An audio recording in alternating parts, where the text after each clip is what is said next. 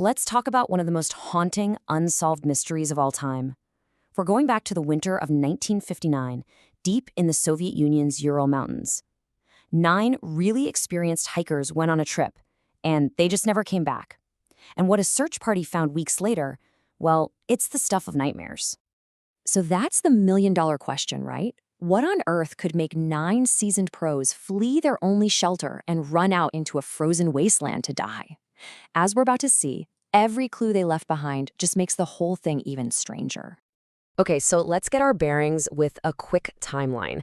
The hike starts in January. Everything seems to go dark right around February 1st. It takes almost a whole month for a search party to even find their tent and the last of the bodies. They weren't found until May, when the snow started to melt. All right, Section 1, a frozen mystery. To really get this, you have to understand who these people were and where they were. First off, these weren't weekend warriors. These were expert trekkers, mostly university students. And the Ural Mountains back then, a totally brutal and unforgiving wilderness. So the group heads out on this seriously intense 190-mile trek. And then nothing. When their return date comes and goes, a huge search is launched. We're talking volunteers, military, the whole shebang. They were probably expecting to find a tragic but straightforward accident.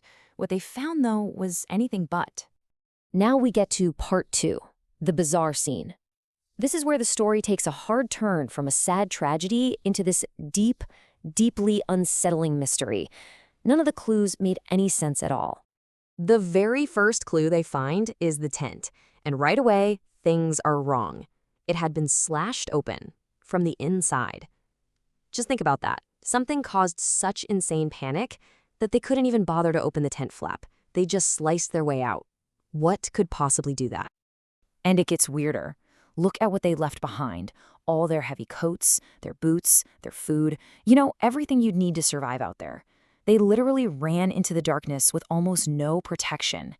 Some of their gear was still folded up neatly inside. It just makes no sense.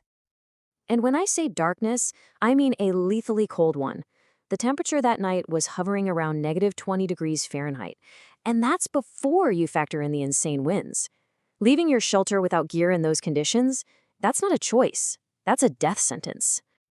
So the search party finds the first 5 bodies about half a mile from the tent. They're dressed in basically nothing. Socks, underwear, that's it. The official cause of death was listed as hypothermia, which, yeah, obviously. But that answers what happened, not why. Why did they run out there in the first place? But the final 4 bodies, found 2 months later, are where this story gets truly horrifying. They're down in a ravine, and their injuries are just devastating. We're talking massive internal trauma, the kind of force you'd see in a high-speed car crash. One woman was missing her tongue. Others were missing their eyeballs. Hypothermia does not do that. All right, let's move on. Section 3, the avalanche debate. Over the years, people have thrown out countless theories. The big one, the one that scientists have tried to model, is an avalanche. But believe me, this is far from a closed case. So, the theory points to something very specific, a slab avalanche. Don't picture fluffy powder.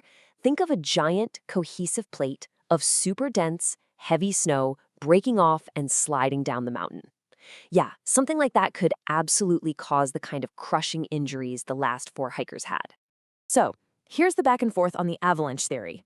On one hand, it explains the brutal injuries and the panic. A slab of snow hits the tent, they freak out, cut their way out, and flee. Plausible.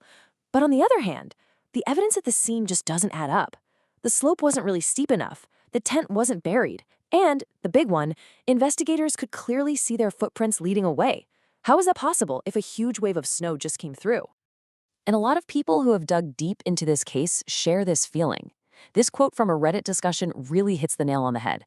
The first responders, the people who were actually there, ruled out an avalanche almost immediately for a bunch of reasons. It's a huge sticking point for a lot of researchers. Okay, so if it wasn't an avalanche, what else could it be? Let's dive into Section 4. Wind, sound, and secrets, because this is where the theories start to get even more fascinating and a little stranger. So, there's this weather phenomenon called a katabatic wind.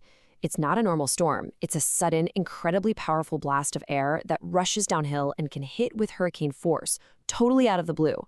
The theory is, maybe the hikers weren't fleeing from something outside the tent, but ran out to try and save their tent from being ripped to shreds by this wind. Now, this next theory is really out there, but it's fascinating. The infrasound theory. The basic idea is that the wind going over the mountain created a weird vortex, which in turn produced a sound wave so low frequency that humans can't hear it, but you can feel it. And apparently it can cause intense, irrational panic and dread. It could have literally driven them out of their minds with terror, causing them to slash the tent open and just run. And of course, there's a whole host of other theories. Some people are convinced they stumbled onto a secret Soviet weapons test.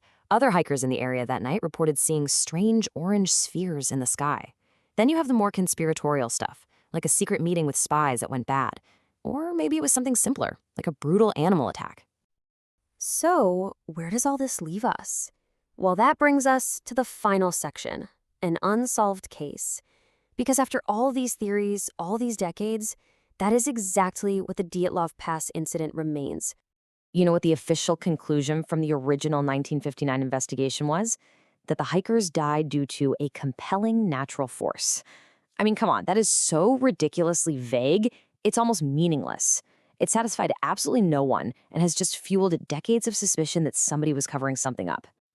This quote from another person online really just perfectly captures where we are today. The evidence is just too thin to prove any one theory. It all comes down to which pieces of the puzzle you find the most compelling.